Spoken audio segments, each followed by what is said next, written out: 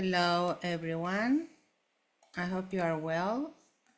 I'm streaming from Oslo again, Irini Hara. It's been a while. I had to rest a little bit because November always puts me down and took a time to also reflect on my life and my journey in this life on this earth. And it's been a while that I've posted something. I'm preparing now some contents for the podcast out is on 360 degrees. This week, at the end of the week, there will be the first episode with a very nice, interesting guest and glimpse down. But today I want to answer to a simple question that is why trauma therapy? And you might want to ask me again, why do I ask the question? And hopefully I will be able to answer. It is because I had many interesting insights from different conversations in the past and even in the recent past with people about therapy in general. Why do we need therapy, or do we really need therapy, or something like that?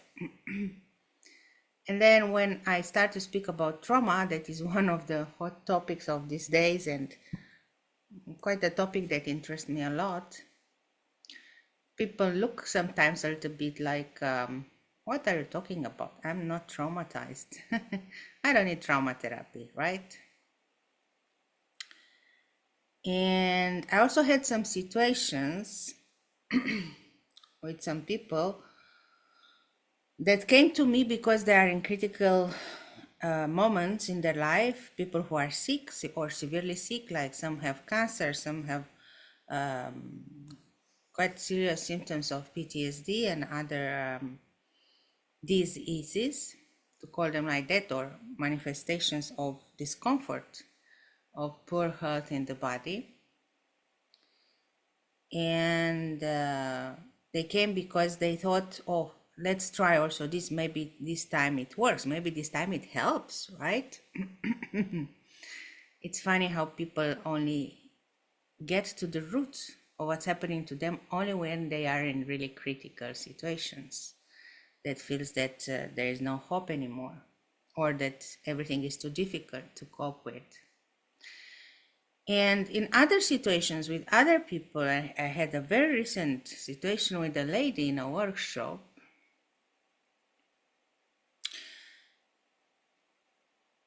I already had my insights on what those people were carrying and the degree of disconnection or disassociation they were manifesting.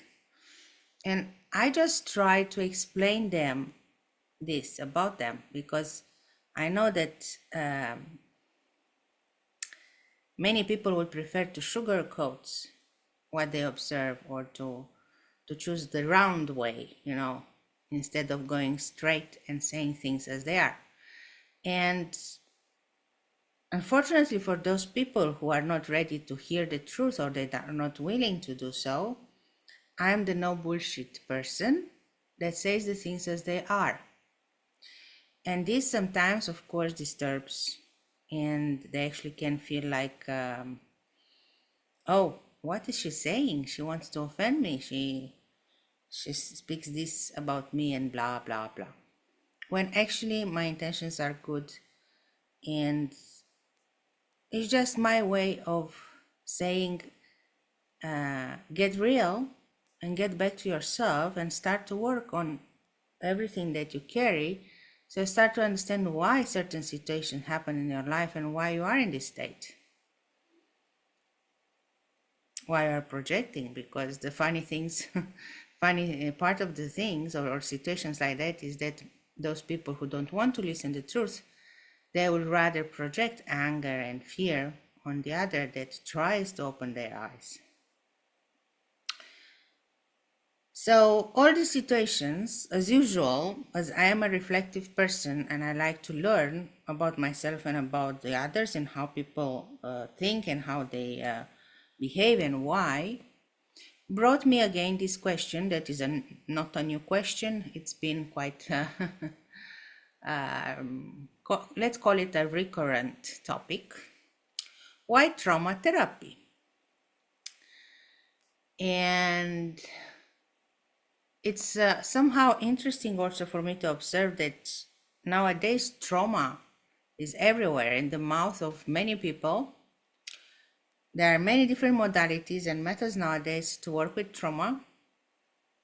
There are major experts, and now there are all sorts of conferences and global summits about trauma and recovery from trauma and how to support survivors of trauma and so on, and strategies and self-regulation and co-regulation and all these topics that are related with trauma. So there is so much use and sometimes abuse of this word, of this topic, trauma. But at the same time, noticing what's happening around and how people behave or what they tell me when I invite them for a session or I start to give a lecture about this, what I note that most of the people, even those who pretend to be trauma informed, because this is again another label that we hear very often, to be trauma informed, they don't actually understand the depth of this work and they don't do trauma therapy. Actually, I remember once a connection I have with a person that claims to be spiritual, but also interested in healing methods and therapies. And I was speaking about trauma and the work I'm doing and how beneficial it can be. And this person looked to me and he said, but why do I need trauma therapy if I have community around me? If I need advice or healing, I go to someone that I know in my community and I get it. And on the spot, I couldn't even actually argument against this because I understand that for some people, it's important to have community and they rely a lot on the community and the contributions and support or peer support they receive from the community. But I had this understanding that people are also very much biased by what actually means to go and do some trauma therapy and why someone would need it. And I know that to a certain extent we live in times of transition where there is a lot of talk around trauma and therapy and little doing, or many of people pretending to do trauma therapy. In reality, they also sell in a non-professional way offerings that are very far away from the real trauma therapy. And of course, sometimes it's really difficult to distinguish who is doing the real thing because there is a lot of competition and the market is filled with experts in all sorts of trauma things. And so, again, why trauma therapy? First of all, we need to understand that therapy can mean many different modalities, can mean many different specializations, can mean also different levels of stages of a trauma biography, and can also mean different stages of healing or steps that need to be given in order to recover from trauma. And as I said, this word is very much used, but it's also because we live in a society, in a reality that is heavily embedded by the consequences of trauma. And many things that happen to us, even in daily basis or in extraordinary situations when there is a cataclysm or a natural disaster or an accident or a big fight or a conflict, many of these situations, they bring consequences on our psyche, on our body, on our nervous system that sometimes they can aggravate and they can put us on the brink of a complete shutdown, or we lose the control over our nervous system and everything is messed up and things like that. So living in this society heavily traumatized, according a mentality that considers the trauma and its effects, but most of the time runs away from actually doing and implementing measures that will prevent traumatization.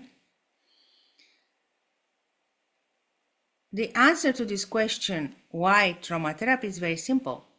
Because we all carry, to a certain extent, and in different levels of a biography of trauma, many different traumas. And as most of them, the memories of those traumas are hidden or actually even not accessible to us because they are stored in the body, but in a way that we cannot tap in our usual state in our daily life, but they come out through triggers to the way we are mirrored by the other people in our life or by the situation that happened. So I would say that, and also because of the experience I had working with my traumas and working with other people carrying their own traumas, I would say that we need to a certain extent therapy, as long as we consider the modalities that are available and that we can access as a way to meet ourselves and to understand ourselves better, to get to know ourselves. And I would remind you here that sentence that was written at the Oracle of Delphi at the entrance of the temple, saying, "Dare to know yourself." That was the most simple invitation for someone that would ask the oracle an answer to a question. And that is the real answer for the question, why trauma therapy? Because if you really want to be whole, if you really want to pacify and to bring in harmony the parts of yourself that have been splitted through different traumas along your life, if you really want to parent that inner child that lives inside you and that in different stages of development has been affected by trauma, for sure, then the only way to do this is to get to know yourself. And there are many methods of trauma therapy and modalities. I mainly know the one that I studied, and the one that I consider most effective is identity-oriented psychotrauma therapy. That is a method created and developed along 30 years by Franz Rupert, that is a specialist from Germany. And the curious part of this method is that the method itself is also advertised as a method of personal development, and it is entitled or known as intention method, a self-meeting method. Because what essentially does this psychotrauma therapy is to help you connect with those implicit memories that your body stores, and most of the times you don't even are aware of them, and bring back those memories through the body by feeling those sensations that you had when the traumatization happened, helping you get out of identification with different persons along your life that probably also contributed to traumatization, and then helping you bringing together the fragments that have been split, the healthy parts with the traumatized parts, and of course the parts that represent a survival strategy or a trauma coping mechanism.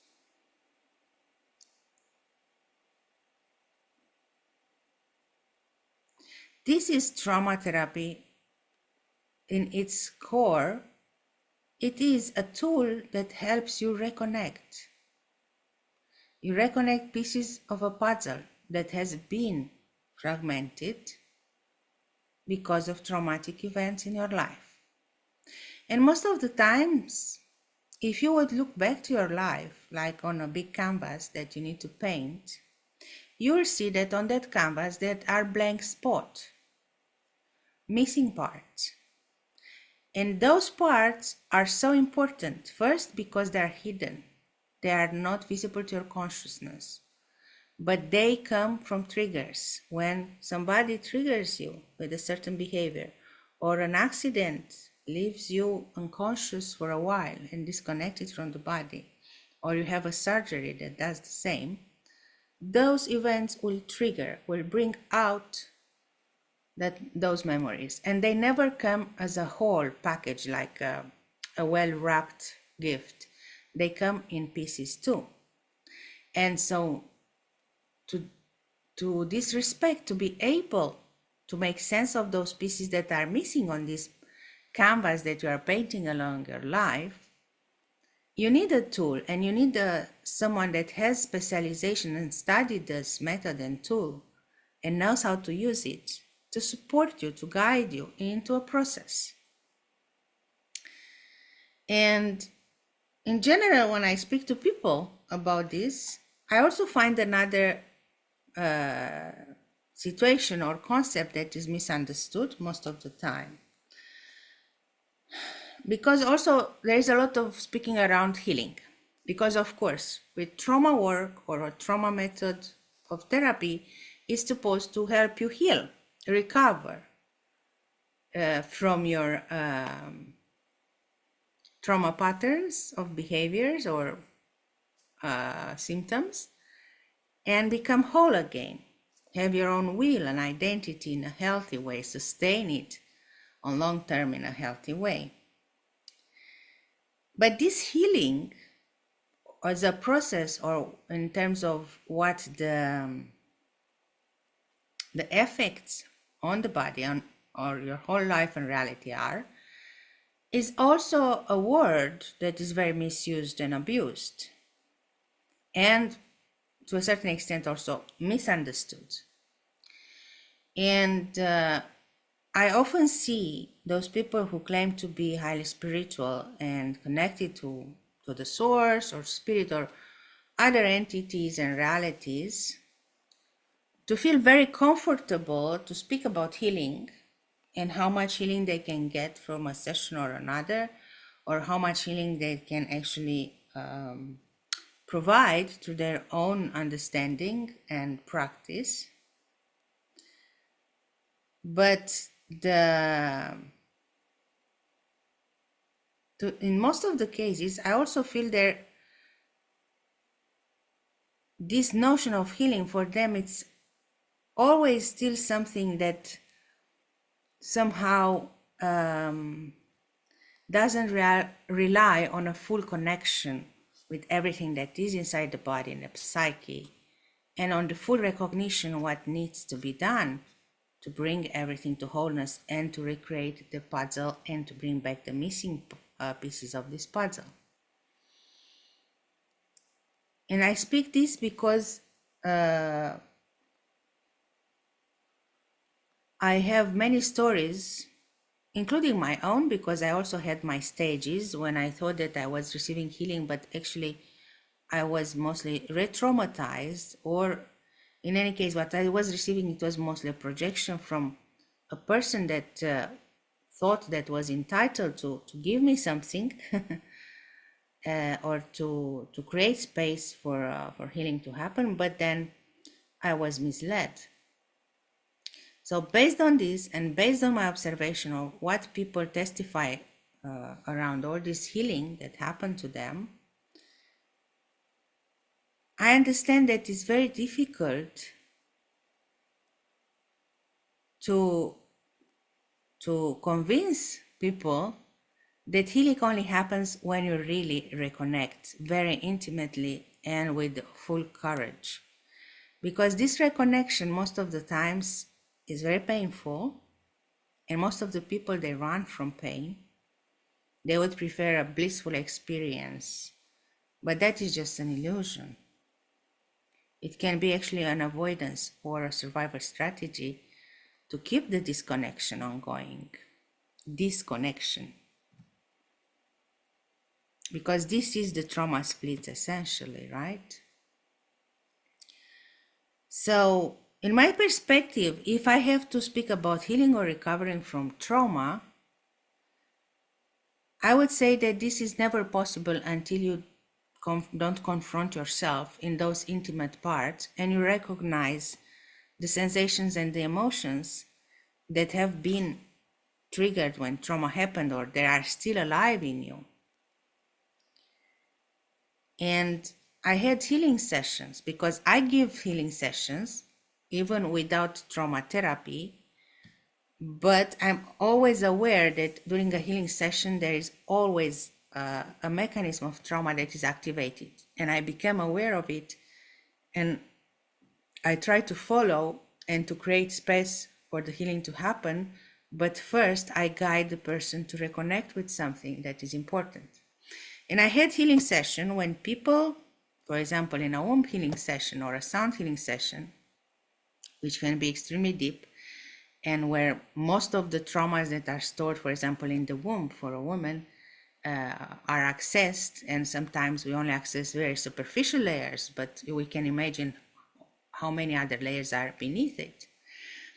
And it happened in this session sometimes, the client or the person I was working with, to be surprised of what the session or the modality I was working with was bringing up for them.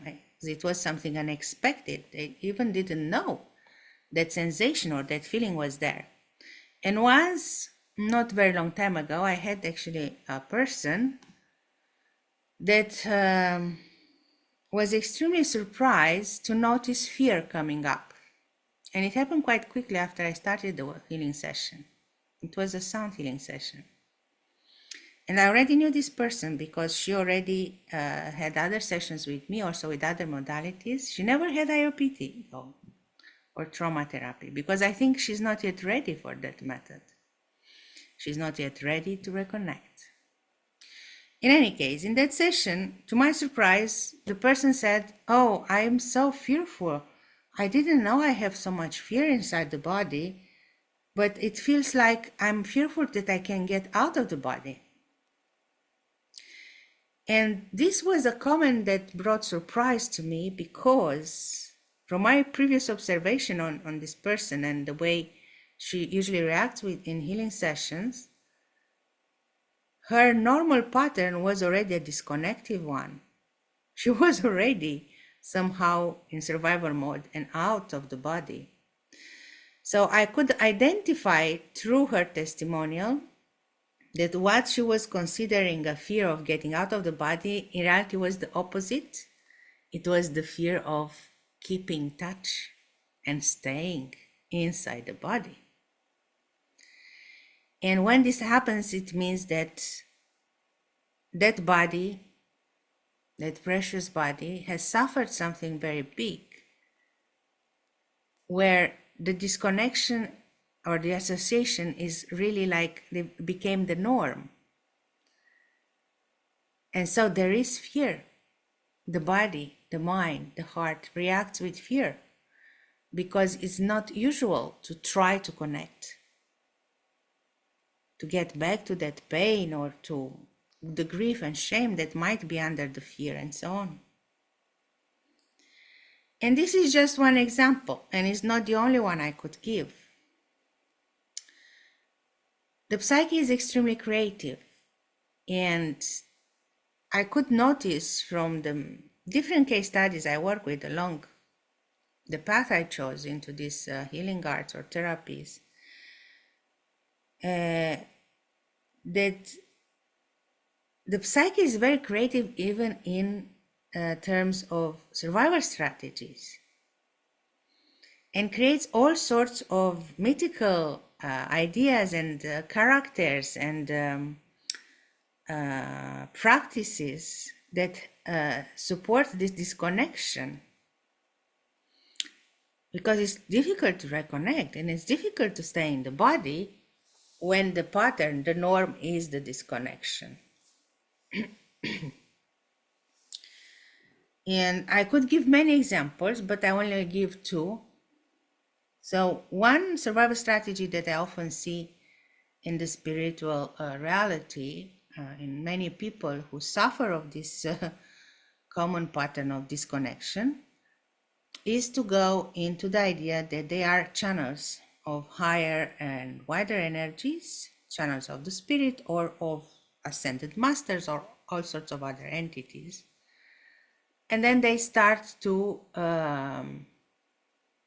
bring through their voice or through the body, as they say, messages and all sorts of frequency, high frequencies from the other realms, sometimes even those galactic beings that many speak about. And I feel sorry to inform those people that from knowing the reality of what means to have a spiritual practice and what means to also stay connected at the same time with the mind and the body and the heart and everything, is that it's just a survival strategy. And most of those entities that want to be channeled, supposedly, they don't even exist. They're a product of imagination. And yes, they can inhabit stories and fairy tales and legends and myths because they are part of the collective imaginary that is very creative and rich in all these stories and characters, but they are not real. But people in their disconnection, they prefer to attach to this idea that they really channel those realities because they can stay in their comfort zone and consider themselves channeled for something higher, bigger, and wider than actually staying in the body and be present and feeling what is there. So this is one type of survival strategies, trauma survival strategies I saw, and I still see in many people. And some would get offended that I say this. I already experienced this. Actually, somebody threw on me a lot of anger lately just because I tried to put her with her feet on the ground and to explain what is happening with her and what she needs. And another survival strategy is when you start to claim that you are a healer and that you can heal through your powers and through your knowledge every symptom or every discomfort or disease and so on. Because we are not healing anyone. Every person that has a body, that has a psyche, has the ability of self-healing and has the ability to run its own process of healing. Sometimes, if we are really disconnected and we are in much need of connection and reconnection, we need support and we need guidance for this process to happen. And that's why I recommend therapy, and in this case, trauma therapy. Try IUPT. You will be surprised for sure if you never did it, as I was when I first tried it. And it was an eye-opener, a big aha, for everything that I knew or I didn't know about myself, and then I started to learn. So if you think of yourself that you are a healer, think twice. Because the only responsibility, and you don't have to heal the world, first of all, because this is your survival strategy, to think that you have to heal the world or to support I don't know how many people in their ascension path or whatsoever. Embrace a very big cause that is bigger than you. Nobody asks you this, nobody needs it. The world and people don't need to be saved. Everyone at his own pace will find a way. Yes, we can contribute to healing the society and to recovering from trauma, but it's not like we have to be on a mission or embrace is like a very big cause of our life, the most important thing. Because the focus in reality, if we want to contribute to the healing of the society and of the humankind and to its progress, has to be on us. How much we know each other, how much peace and harmony we can embrace in our heart, how we deal with conflicts, how we create something for ourselves where we feel comfortable and connected, where we can feel deeply everything and be at peace,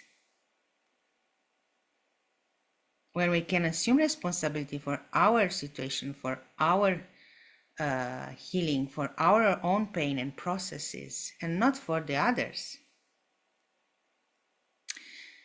This is why trauma therapy, at the end, ultimately, is because every and each of one of us as a human being has this fundamental right and need to be seen, acknowledged, taken care, loved, nurtured.